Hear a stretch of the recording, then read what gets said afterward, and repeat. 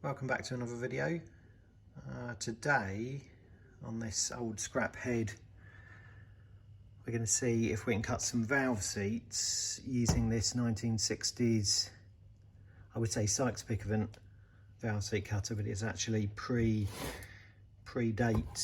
Sykes and Pickavant joining, so this is just a JW Pickavant valve seat cutter. This is something I had back in the sort of early 80s when I first started doing cylinder heads. Just uses high-speed steel cutters. Not so good on today's heads where you've got a hardened insert. This head is it's a scrap head. It was going to be a turbo head and then it broke through, so let's see if we can cut some valve seats using this cutter. So it uses a cutter pilot that goes in the guide, and then it's driven by this sort of tool. Cutter screws on that threaded part, and then there's a Tommy bar that goes through the end, and you just turn it by hand. So first thing is, got a couple of old valves. This one I've given a quick sort of grind on the Black & Decker grinder. Let's just grind a seat on that one, make it a bit more, what's the word, concentric, less pitted. Let's go and put it on the grinder. I go from one 1960s tool to another. This is an old Black & Decker FE valve refacer. Still got some gold paint. So the valve spins by a motor that's in there, and obviously there's another motor driven off a belt that end for the grinding wheel. It's set to 45 degrees, so let's reface that seat.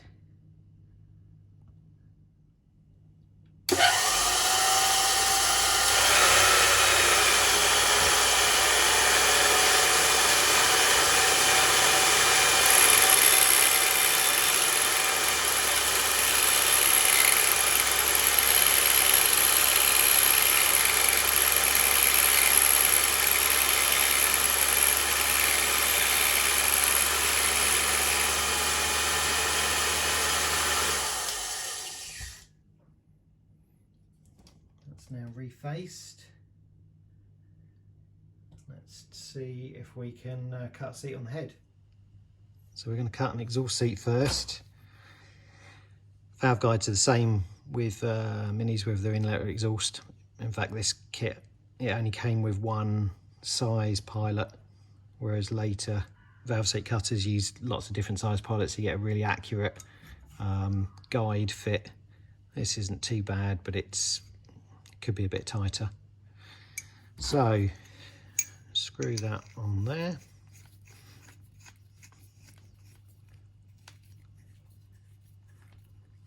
Put a cutter on. This is a smaller one for the exhaust. Don't know how well it's gonna cut. I mean, it looks reasonable, but it's a bit rusty, but let's see.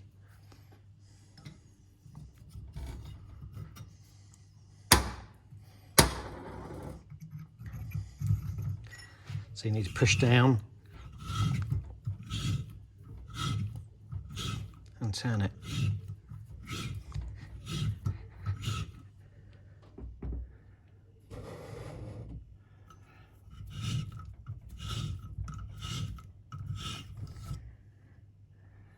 Looks like it's just cut a very fine line around the top edge. Don't know whether this cutter is a little bit blunt. Let's try another one. Don't know if we can get a bigger one to fit. That might be the biggest one. Got a slightly smaller one. It might be too small.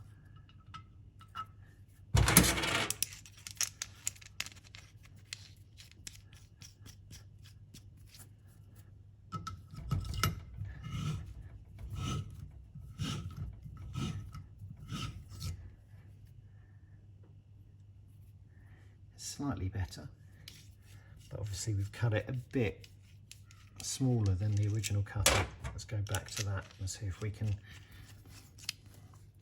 get this to work again.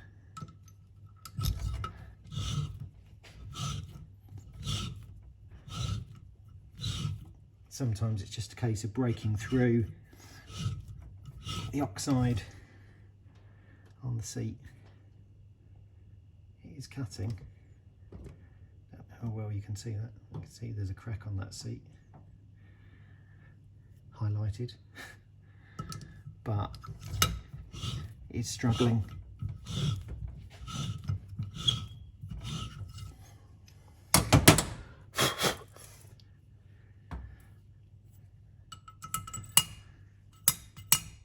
You can tell by that sort of dead sound that it's making. It's not a particularly good seat.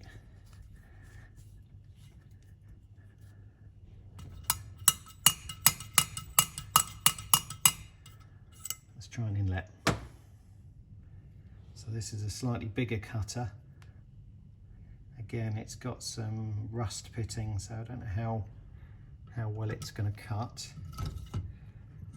That's not even going to fit. Oh, it might just fit.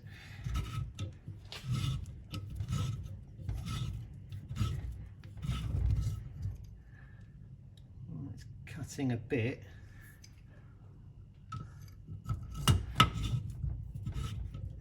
You can see it's cut a bit of the seat, but again, not that great. Bit of a bounce, so it is concentric with the seat. I know more modern versions of these are actually diamond coated discs. These are sort of 45 degrees, but yeah, maybe they are past their best. They're just for the shelf, I think. Get them back in the box, and not so successful anymore. Thanks for watching.